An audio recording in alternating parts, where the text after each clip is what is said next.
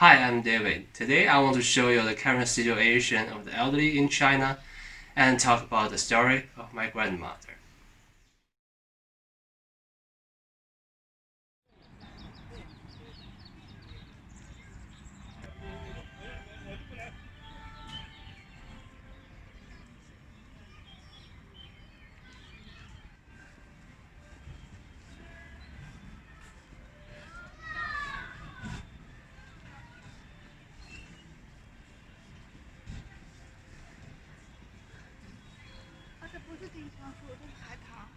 Mm.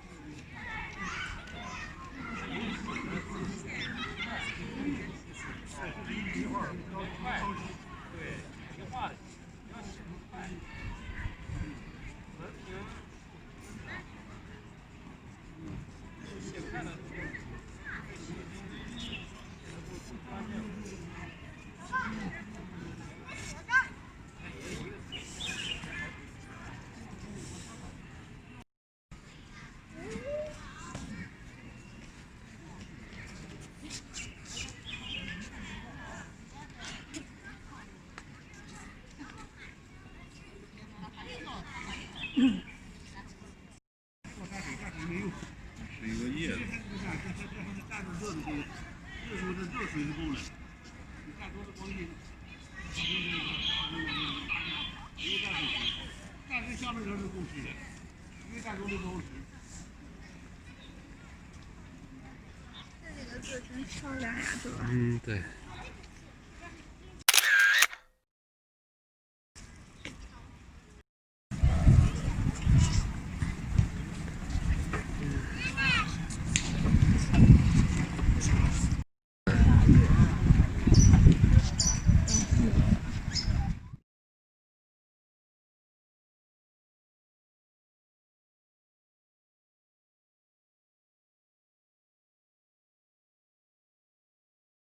48斤的背包，行程1936公里，走到了拉萨。走山活到是我记忆当中特别深刻的一段道路。它凝聚了整个所有最绝美的风景在上面。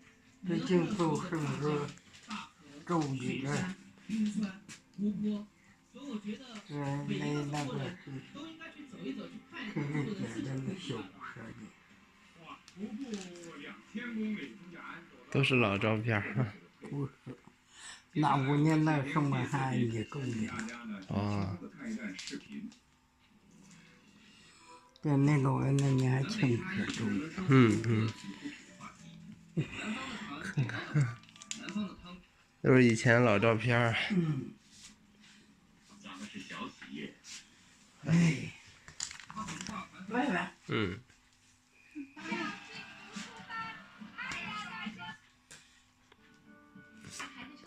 这是我姐姐，这个。这是你姥爷，这是他在外头住的。哦，华清圣地。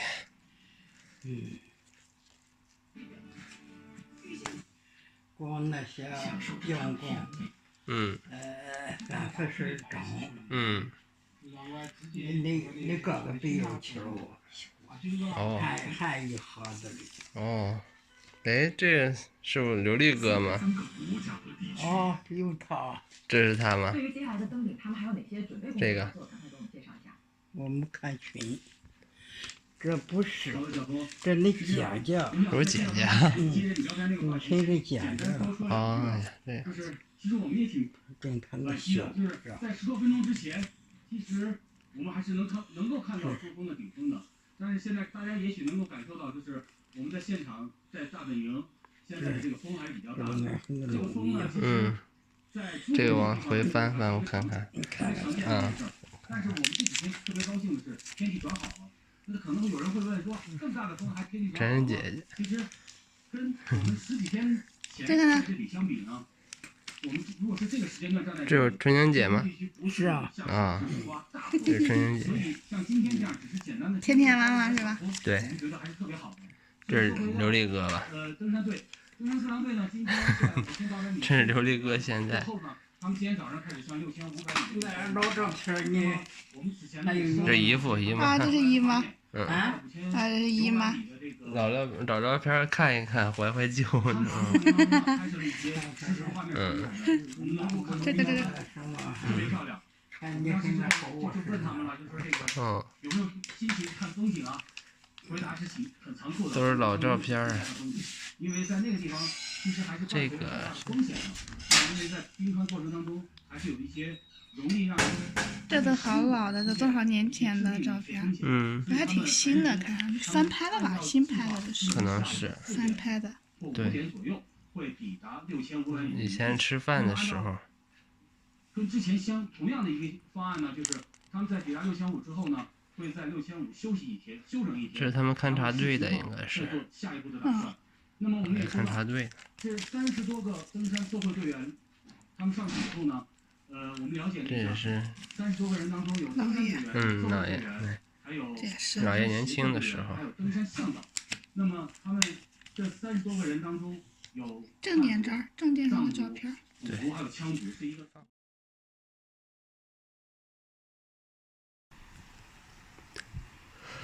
My grandmother was born in the rural area of Jinan in old China during a time of turmoil.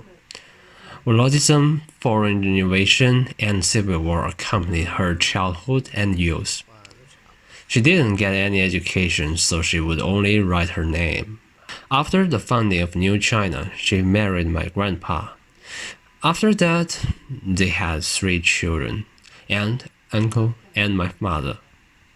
In that era, the rural areas are very poor and the conditions were very hard, and the farm work was very tiring.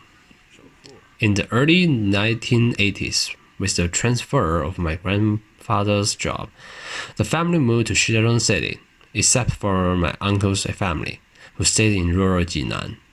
After half a lifetime of hard work, my grandmother was finally able to relax a bit. And from then on, she only did housework. However, after I was born, she has the additional task of helping my mother take care of me. Since the state-run textile factory worked 3 shifts, my grandmother had to take care of me until I started kindergarten. You can imagine how hard it was for my grandma. Grandma's daily life was uneventful. That is, going out to buy vegetables and meat, doing the usual chores, cooking and watching TV in her spare time. And so on for decades, until grandfather passed away in 2018. My mother and aunt started taking turns taking care of her. Perhaps you all may be wondering why grandma can't have her own life, why her life only so dull and even hard. It was a microcosm of a special group of people in a generation, and everyone's fate was tied to the country at that particular time. After wars such as warlordism, foreign invasion, and civil war, China hardly had any infrastructure and factories. Even everything, almost all of them has to start from zero and work their way up from the ground up, little by little, to get out of the poverty. Probably, as their prime, life is difficult and not good, but they will try to make a better life for themselves later on, and even better conditions for the future generation, so that they reach more possibilities. As to why it is common for the elderly to help their children babysit their children, I have written about it in a previous series on Chinese drama.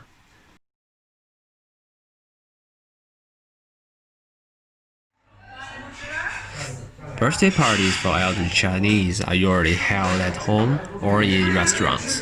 The family sits around a round table for the meal, which is the most traditional way. The grandmother takes the first seat, and the other family members take their seats. Towards the end of the banquet, the main event is the singing of the birthday song and the cutting of the cake, and everything goes smoothly.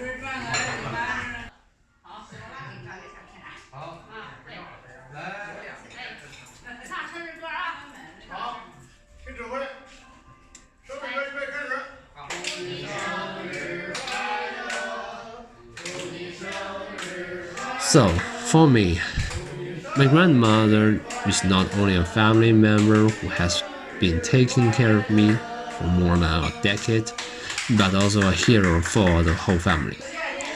Older people like my grandmother have spent their entire lives running their families, improving their lives and working hard. Compared to our young people, they are more qualified to enjoy the China of today. I wish my grandmother a long and healthy life.